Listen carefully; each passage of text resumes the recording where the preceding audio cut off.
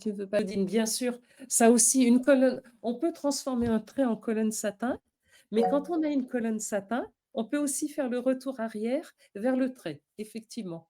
Ce qui permet, notamment pour avoir un point droit sur une colonne satin, on trace la colonne satin, on la duplique et on la retransforme en trait. Oui. La colonne satin en trait, tu obtiens le trait en plein milieu. Si tu veux le trait un peu sur un bord, ben, tu l'agrandis ou tu le diminues. Normalement, ça Ah marche. d'accord, ok. Enfin, surtout si ça marche bien, si c'est fermé. Hein. Si c'est ouvert, Oui, ça ne va pas le faire. voilà, ok. En plus de la doc, je pense que je vais aller dans le code sur Git. Oui, Oui. elle n'osait pas dire de bêtises, Edwige. On ne dit que des bêtises. On travaille sur un bon gros projet. C'est bien d'avoir des tas d'éléments en dehors de sa feuille et d'avoir dupliqué parce qu'on peut faire, même si CTRL-Z, c'est pratique, c'est pas mal d'avoir un double des éléments sur lesquels on travaille. Oui. On sent le vécu. Ok. Tellement. Moi, je ne vois pas tout ce que vous écrivez, donc paraît mieux vaut trop. Ligne de contour. Donc, ces points-là qui n'existent pas, ce point d'épine qui n'existe pas, il a fallu le fabriquer, ce qui n'est pas méchant d'ailleurs. Hein. Peut-être qu'avant de vous montrer celui-ci qui est tout près, non, on va quand même aller le voir. Si je peux me permettre, je crois qu'il y a quelqu'un qui a levé la main. J'ai entendu le petit bruit tout à l'heure. Quelqu'un qui voulait Ah peut-être bah poser oui, une vas-y, question. bien sûr. Alors, j'écoute. Donc, je reviens sur le contour épi et je m'en vais dans l'effet de chemin. Donc, quand on verra après comment faire un effet de chemin. Ce chemin-là, c'est un chemin classique, une ligne sur laquelle on a mis un effet. Cet effet de chemin, on va retrouver la source du motif en cliquant ici et on va pouvoir le modifier sur la zone de travail. Donc, je vais réduire un petit peu. Je voudrais bien le voir. Voilà, il est là. Alors, c'est toujours un petit peu ténu. Donc, cette espèce de chose-là qui fait des dents, je peux la modifier. Hop, je vais vous mettre un truc complètement ahuri. Il faut faire des essais. Et c'est donc le motif qui va se remplacer ce qu'aurait fait ce trait-là. Ce trait-là, si je n'avais pas fait un effet de chemin, ça serait un trait au point droit. À partir du moment où j'ai choisi de faire un effet de chemin, je peux obtenir toutes sortes de choses sur cette ligne. Alors maintenant qu'elle est sélectionnée et que j'ai modifié comme ça, je vais le sélectionner de façon à voir ce que ça rend. Ah oui, c'est du blanc, on ne voit pas très bien. On voit même rien du tout. Donc, voilà ce qu'il nous donne. Alors, pourquoi on a des formes qui se superposent? Et tout bêtement, parce que il est mal conçu, mon truc, j'ai fait un peu vite. Le motif de base, ça doit être ça. Et puis, il repart ici. Et il repart là pour le suivant. Donc, il faudrait le faire tourner astucieusement de façon à avoir quelque chose de plus continu. Parce que là, je pense qu'on a des sauts. Ouais, on a des sauts assez importants. Bon, alors, il se débrouille quelquefois pour les compléter avec des points, mais c'est bon, c'est moyen. Ça demande de faire aussi, comme pour les ondulations, comme pour la broderie ondulée, ça demande de faire pas mal d'essais. Alors, je vous donne la procédure pour avoir des motifs le long d'un chemin. Donc, on trace son chemin. J'en fais un tout bête. Il est un peu gros. Voilà. Et je demande dans les effets de chemin à avoir un motif suivant chemin. Pour l'instant, je n'ai rien puisque je n'ai pas de motif. Ce motif, je vais le modifier sur la zone de travail et dans un des coins apparaissent deux nœuds. Oui, alors, le motif, je ne veux pas unique, je le veux répété.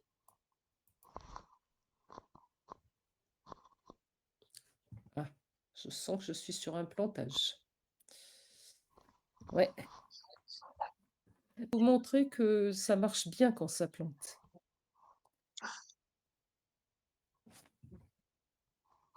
Et qu'on revient, on a son fichier disponible. Bon, j'en profite pour voir ce qui se raconte. Il va falloir que je retrouve mon travail. Donc ça nous arrive régulièrement. Dans Fichier et les doc, il ne m'a pas fait la sauvegarde. Il ne fait la sauvegarde automatique que quand il a vraiment planté. Donc il faut que j'aille chercher les dernières sauvegardes qu'il a pu me faire. Donc je m'en vais dans les préférences système.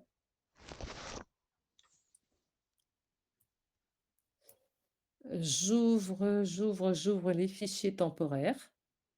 OK, c'est cette adresse-là. Et je m'en vais, pardon.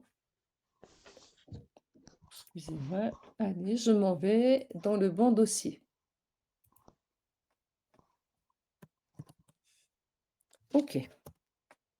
Et là, je trouve elle est un peu vieille, ma sauvegarde. Donc la dernière sauvegarde automatique qu'il m'ait faite, il me l'a faite, j'en ai toutes les 10 minutes, il me l'a faite à 22h03. Et je peux l'ouvrir. Marie-Françoise, Oui? moi, le dossier de sauvegarde, en Mmh. fait, Inkscape, il est sur mon bureau. Tu peux. Voilà, Tu peux le régler dans les voilà. préférences, oui. Et je le laisse sur mon bureau et comme ça va tout seul et ça va C'est très vrai vite que surtout. c'est un choix qui est intéressant. Voilà. Je m'étais promis de le Voilà. faire et puis je ne l'ai pas fait. Je ferai une petite vidéo pour montrer Oui, la procédure. très bien, super. Et là, je viens de perdre 8 minutes, mais c'est pas très grave. Allez, donc je recommence. L'idée, c'était de vous montrer comment on peut fabriquer un motif. Donc, sur ce chemin, je fais un effet de chemin. Motif suivant chemin. J'édite la source du motif. Je le trouve dans un des coins. Je demande que le motif soit répété. Et je viens faire bouger. Voilà, là, c'est une ligne. Je peux décider de l'arrondir.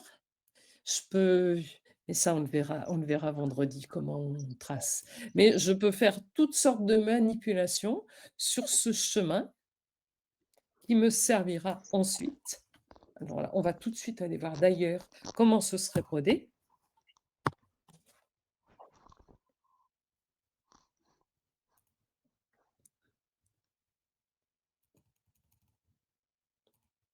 Donc ici, ça me permet d'obtenir, au lieu d'avoir ma ligne droite que j'ai tracée, j'ai une ligne avec un petit motif dessus. Et selon ce qu'on a édité, on va avoir un motif différent. Alors, on a plusieurs solutions. On peut tracer sa source directement comme ça, à main levée, mais on peut aussi copier ou récupérer un motif qu'on avait ailleurs et le coller. Et ça nous permet d'avoir des formes qu'on peut donc répéter sur des lignes qui ne sont pas des droites.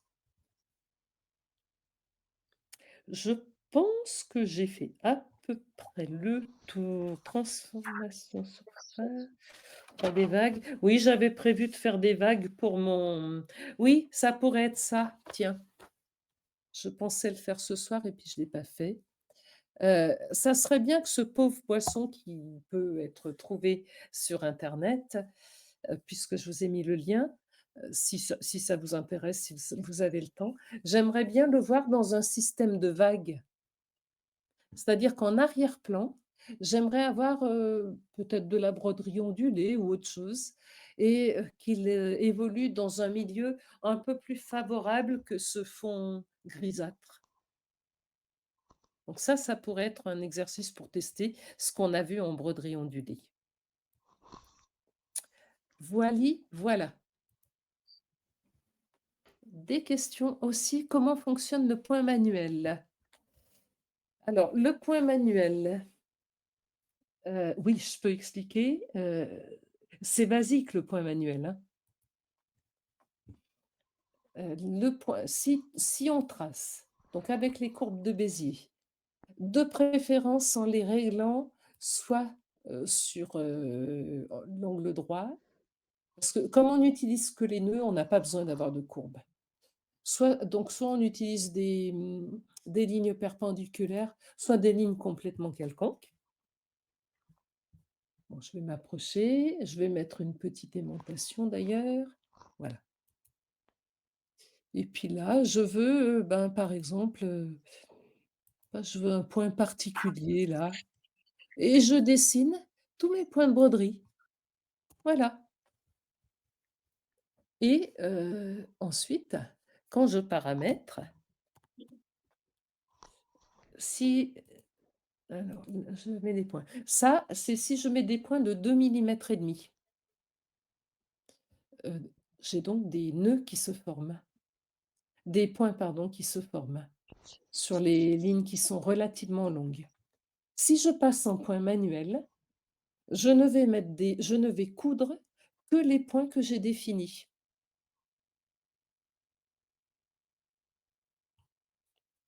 Ça permet de faire des choses, extrêmement précis, mais c'est quasiment, de la broderie à la main. Si on brodait à la main, on placerait son aiguille, on tirerait son fil et on s'y prendrait exactement de cette façon-là.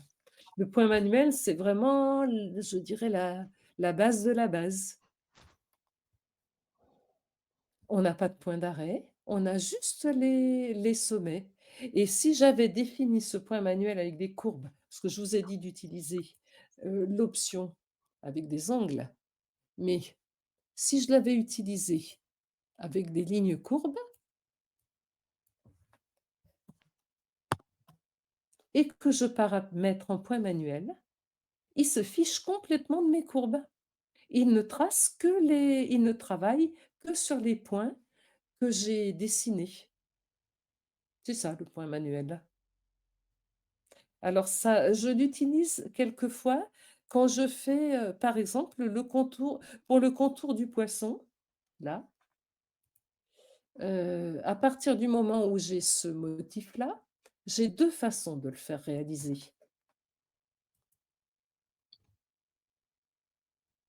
Il a quand même de l'intérêt dans certains cas. Si je laisse la machine calculer le nombre de points, et je l'avais fait en point manuel, et si je le fais 1525 points, je ne les ai pas tous tracés puisque j'ai fait un motif suivant chemin. J'ai juste tracé la partie qui correspond au motif de base et ensuite ça a été répété par la machine. Donc je n'ai pas tracé ces 1525 points. Si je passe en point droit, bon, il n'y en a que 1625, et que je mette des points de longueur 2,5, il me fait une sacrée quantité de points. Je passe à 2200 points parce que dès qu'il a des distances un peu longues, il me fait 2 points dans une même, ligne. Alors l'avantage du point manuel, c'est que j'ai pu choisir comment, on le voit bien d'ailleurs. Hop, hop, hop, hop, hop. On le voit bien là. On voit que mes points là sont beaucoup plus grands, sur ce contour-là. Vraiment, j'ai demandé à ce qu'il ne fasse que les pointes et ce sont des points qu'il n'a pas pu, recalculer. Il n'a pas pu me repartager ces zones-là. Est-ce que j'ai été assez claire? De fil, mais ça on dirait que tu en as plein parce que tu as mélangé tes points. OK, OK.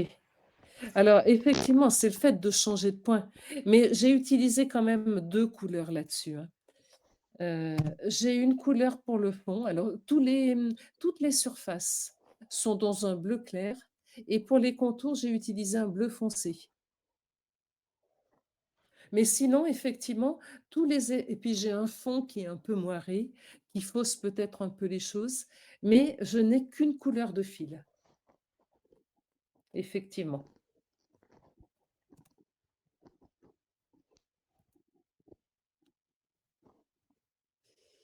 OK, d'accord. On dirait qu'il y a des dégradés, non? On dirait, ouais, et c'est ça. Et les dégradés sont dus, l'impression de dégradé, elle est due au fait que quand on fait de la broderie ondulée, on l'a vu, on peut mettre un gradient de comment ils appellent ça? C'est pas un gradient, c'est un exposant. Voilà, on peut mettre un exposant et selon l'exposant utilisé, on a un rendu qui est différent. Alors, je vais peut-être remontrer un des éléments, s'il veut bien, de broderie ondulée. Voilà, on va prendre cette grande celui-ci-là. Voilà.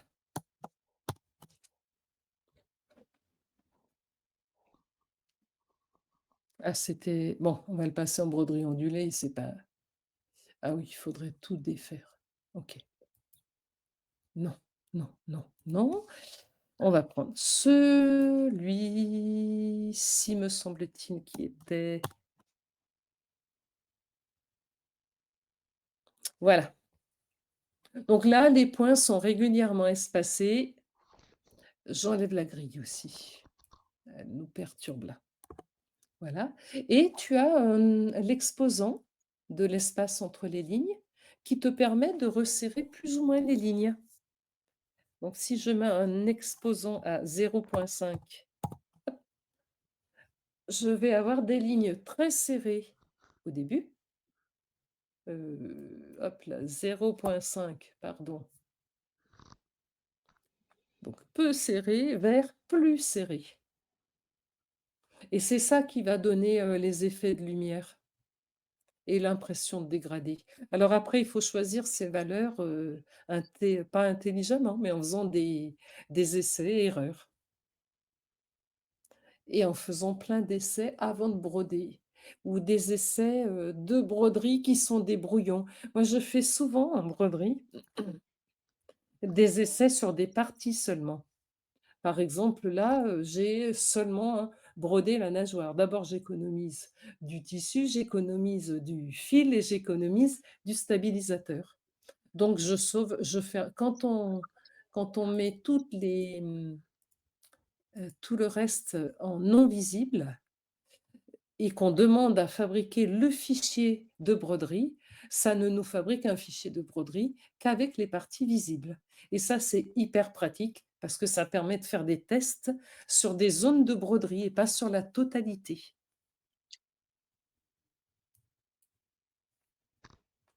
C'est erreur, faut trouver le moyen d'aller à l'économie. Oui. Oui, alors dans les moyens, il y a effectivement... Je vous propose qu'on remette peut-être les micros et on est quasi au bout. Ce serait bien qu'on prenne le temps quand même de se causer. Si vous... Je vais pas dire tout, je peux les réactiver tous ensemble? Alors, Voilà. c'est Michel, je vous dis bonsoir à toutes. J'étais pas là dans la première minute, Oui. mais En j'ai tout cas, tout, merci pour ce que tu as mis en ligne. oui, et là j'ai tout enregistré encore et Alors, à le demain. terme comment tu as dit, maître de conférence, c'est pas du tout le cas, hein. Je ne suis qu'une modeste, enfin qu'une brodeuse, quoi. Non, mais Et, ça me faisait plaisir de l'écrire. ouais, mais ok. En tout cas, grand merci à toi. De rien. Donc, on se retrouve jeudi soir. Jeudi soir, on travaille donc sur la construction de formes. On travaille sur les tracés de formes. Vous avez eu un moment... Comment? Vous avez eu à un moment un pivert un petit peu géométrique. C'est probablement ce qu'on fera. Donc, on apprendra... voilà, je vous donnerai ma méthode de dessin. Il y en a plein d'autres. Et ben, Voilà.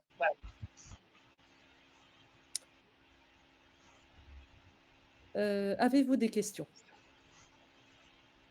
Je suis désolée, j'étais un peu brouillon ce soir. On n'est pas tous les jours au fait de sa forme.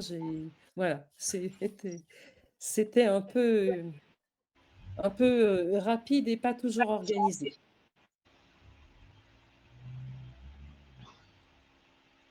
Non? Non remarque? Oui, il faut pratiquer, tu as raison Delphine.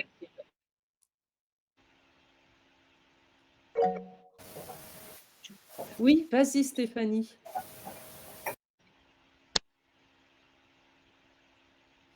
Oui, Stéphanie, tu veux parler? On t'entend pas.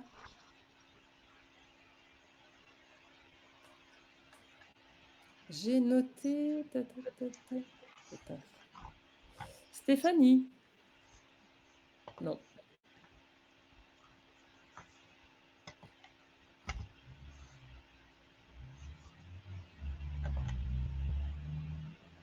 Bon, eh bien, écoutez, s'il n'y a pas de questions, je vais vous laisser aller tranquillou dormir.